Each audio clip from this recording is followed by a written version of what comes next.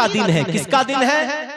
और ईद आने वाली है, फिर मेरी और आपकी मुलाकात भी नहीं होने वाली है। ईद आने वाली है, आप भी याद रखें, खुशी का मतलब ये नहीं है कि मेरी होंठ में पान हो और हम खुश, हमारे जिस्म पे रंगीन कपड़ा, हम खुश नहीं। बुजुर्गों के उर्स में जाने वालों, ख्वाजा गरीब नवाज के मिशन को अपनाने वालों, सुल्तान नज़ार तुझसे कहना चाहेगा, ख्वाजा गरीब नवाज के इस मिशन को भी अपनाओ। निकले हैं ईद की नमाज पढ़ने के लिए, देखा एक गरीब और नाबीना बच्चा सड़क किनारे खड़ा है, आंखों में आंसुओं के कतरात है। करीब पहुंचे, कहा क्या हुआ? कहा मेरा बाप भी होता तो नए कपड़े पहनाता, मेरी बाबी होती तो मेरी जिंदगी में खुशियां होती। हजरत ख्वाजा गरीब नवाज उसकी हथेली को पकड़ते हैं, घर लाते हैं, गुस्ल कराते हैं, साफ सुथरा करते हैं और अपना कपड़ा उसे पहनाते हैं और पहना कर लेकर ईदगाह पहुंच जाते हैं। जमाने को दरसे वफा देते हैं। हजरत ख्वाजा गरीब नवाज के मानने वालों, ईद का बहुत सुनहरा मौका आने वाला है। जब तेरे घर ईद आए ना, 5000 का जींस पहनने की जरूरत नहीं है, 19,000 का जूता पहनने की जरूरत नहीं है। मेरी कौम की माओ बहनों, तुम भी सुन रही हो तो सुनो, 5000 का लहंगा और 5000 का कपड़ा और 5000 के ड्रेस पहनने की जरूरत नहीं है। पता करो मेरे मोहल्ले में कौन गरीब है जिसके पास कपड़ा नहीं है। ये कोशिश करो, 5000 है ना, 4 मोहल्ले के गरीब लोगों को भी साथ ले लो। चलो चलो आज ईद की मार्केटिंग करके आते हैं। वो कहेगा पैसे नहीं है, कहा टेंशन ना लो, पैसे नहीं है तो क्या हुआ, मेरे साथ चलो। उन्हें लेकर जाना, चुपके से दुकानदार को पैसे देना, कहा 5 जोड़े कपड़े दो, इन चारों को पहले दो और इन्हीं की तरह मुझे भी एक जोड़ा दे दो, ताकि उनकी ईद पहले हो जाए, मेरी ईद बाद में हो। उनकी ईद तो एक दिन की होगी, मगर उनकी दुआओं से तेरा पूरा साल ईद में बदल जाएगा। पूरा साल ईद में बदल जाएगा, उनकी दुआएं मिलेंगी, जिंदगी ईद में बदल जाएगी। इसलिए मेरी गुजारिश है आपसे, आप 2 काम जरूर करें। एक तो ये रमजान का मुबारक महीना आने वाला है, ज़कात की पाबंदी का अहद कर ले, गरीबों का हक है, पहुंच करके रहे। दूसरी गुजारिश, हर बस्ती में इस्लामिक एजुकेशन पॉइंट होना चाहिए। आप अपने नेताओं से कहिए हमें सड़क नहीं चाहिए, हमें साहब वृद्धा पेंशन मत दीजिए, मगर हमारी कौम के नौजवानों के लिए एक एजुकेशन पॉइंट कायम कर दीजिए, एक आर्मी कोचिंग सेंटर खोल दीजिए, यूपीएससी बीपीएससी के लिए साहब एक कोचिंग सेंटर का इंतजाम करा दीजिए, हमारी बच्चियों के लिए सेपरेट तालीम का इंतजाम करा दीजिए, जिन्हें मुअल्लिमा पढ़ाए बेटियां पढ़ती हुई नजर आए। अगर हम तालीम में जिस दिन मजबूत हो गए, इंशाअल्लाह बाजू हमारे होंगे और कलम हाथ में सरकारी होगा। जिस दिन आपने इस पे मिशन बना लिया कि हाथ मेरा हो, कलम सरकारी हो, उस दिन आपको कामयाबी से कौन रोक सकता है? मगर आपको मिशन बनाना होगा। इन मदारिस को खूब मजबूत कीजिए, इन मदारिस को खूब आबाद कीजिए, वरना याद रखिए साहब, डॉक्टर इकबाल ने कहा, नहीं तेरा नसीमन कसरे सुल्तानी के गुंबद पर, तू शाहीन है बसेरा कर पहाड़ों के चट्टानों पर। आपने याद किया होगा, आज हमारा बरादरे वतन 800 किताबों का लेखक मर गया वृद्धा आश्रम में, जहाँ पे ओल्ड में मर गया। बेटा अंतिम संस्कार में ना आया, बेटी पूछने के लिए नहीं आई। बहुत पढ़े लिखे थे, वजह ये थी कि उनके पास डिग्रियां थीं मगर संस्कार नहीं था, किरदार नहीं था। इस्लाम कहता है मेरे दामन में आ, हम तुझे इल्म भी देंगे और मुस्तफा जाने रहमत का किरदार भी देंगे। इसलिए आज के बाद ये नहीं कहना माई लाइफ माई चॉइस, बल्कि आज के बाद ये कहिए जिंदगी हमारी हो और सीरत मुस्तफा जाने। पूरा मजमा हाथ उठाकर बोले जिंदगी हमारी और सीरत मुस्तफा जाने रहमत की हो। आपने सारे प्लान बनाए हैं, लेकिन अब हमें दुनिया में भी कामयाबी मिले, आखिरत में भी कामयाबी मिले, इंशाअल्लाह हमें इसका प्लान बनाना है। इस प्लान को बनाने के लिए आखिरी गुजारिश, मेरी तरह जुब्बा मामा वाले 1 करोड़ आलिम को बुलाकर 1 करोड़ तकरीरें सुन लीजिए। जिंदगी में इनकलाब नहीं आएगा, आप कहेंगे मौलाना फिर आप क्यों आए?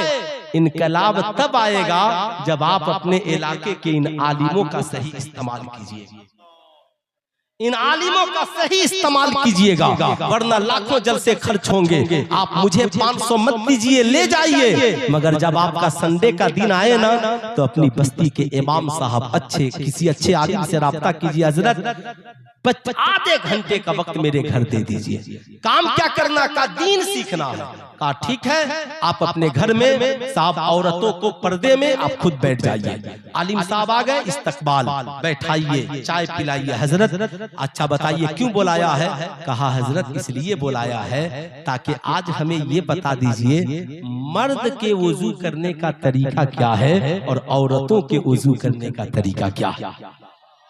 अब उसमें दूसरों को शामिल मत कीजिए। एक दिन सीख लिया, दूसरी छुट्टी का दिन आया, औरतों के नमाज पढ़ने का तरीका, मर्दों के। फिर छुट्टी का दिन आया, माँ बाप पे बच्चों का हक और बच्चों के ऊपर माँ बाप का हक। फिर छुट्टी का दिन आया, सास ससुर के ऊपर बहू का हक और बहू के ऊपर सास ससुर का हक। आप ये छोटे छोटी इन बातों को छोटी मत समझिएगा और इग्नोर मत कीजिएगा। मैं कहता हूँ ये 20,000 का लिफाफा साहब कुछ नहीं है। इन आलिमों की खिदमत कीजिए और इनके वक्त का सही इस्तेमाल कीजिए। याद रखिएगा, अगर हमने दुनिया को ही सब कुछ समझ लिया है तो आपका बेटा मेटा मैट्रिक पढ़ सकता है, इंटर पढ़ सकता है, आपकी बेटी बीए पढ़ सकती है, मगर कब मुर्तद होगी ये पता नहीं चलेगा। आपका बेटा कब शराबी बन जाएगा ये पता नहीं चलेगा। कुरान कहता है याद फसअलू अहल ज़िक्र इन कुंतुम ला तालमून, अगर तुम नहीं जानते हो तो जानने वालों से पूछो।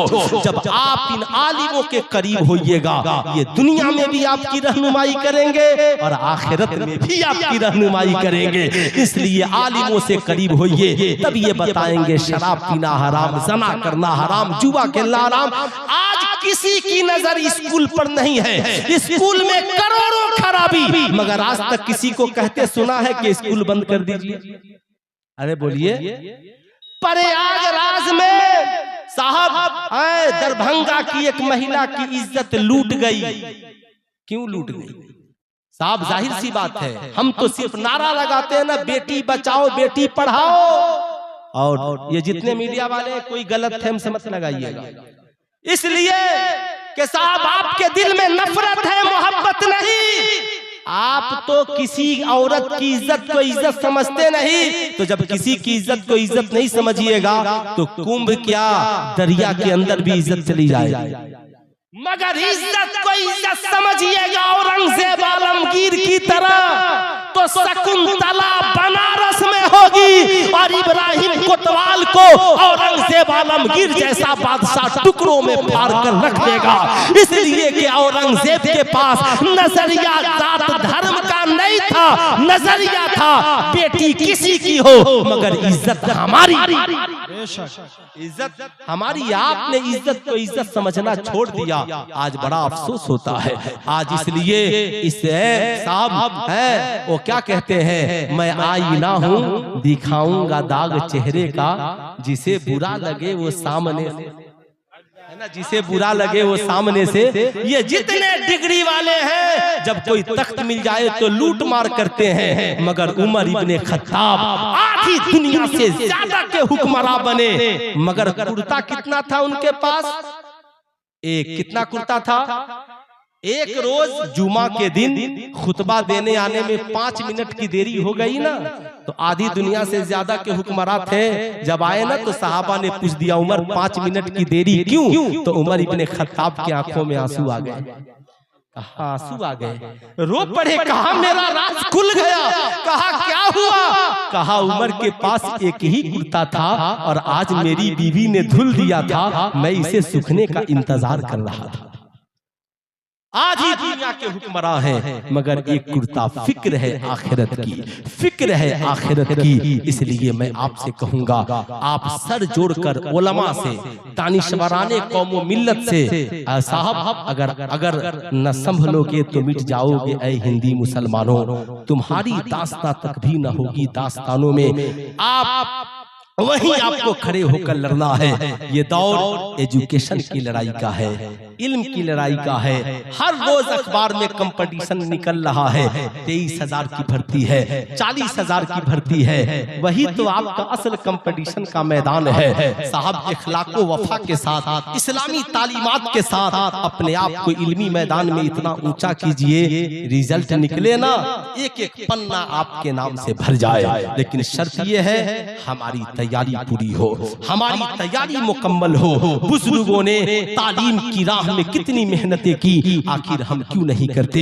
इसलिए बुजुर्गों का मिशन ये नहीं है सिर्फ लंगर खाओ और खा करके सो जाओ। बुजुर्गों का मिशन ये है लंगर खाओ, इस नियत से खाओ जिस्म में जाए तो बीमारी दूर हो जाए, कल्ब में जाए तो कल्ब पुरनूर हो जाए, है ना।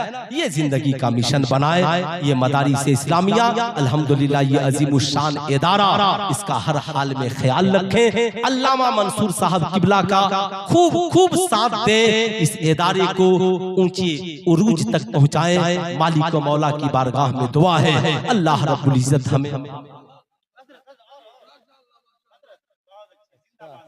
माशाअल्लाह माशाअल्लाह, है ना, माशाअल्लाह माशाअल्लाह। भाईजान नाराज नहीं ना हो गए? अच्छा अच्छा, ठीक ठीक ठीक। नारे तकबीर, नारे रिसालत, ताजदारे हरम कॉन्फ्रेंस हजरत तेरा मुफ्ती सुल्तान रजा सिवानी। अच्छा बताइए ईमानदारी से, दुनिया में जितने उलूम हैं ये सब कुरान के इल्म का सदका है। किसके इल्म का सदका है? कुरान के इल्म का सदका। ये बताएं, शबे बरअत का मुबारक महीना आ चुका, रमजान का महीना आने वाला है। अगर ये मदारिस है तो हमारा वजूद है, और जिस दिन ये मदारिस बंद हो गए ना, हमारा वजूद भी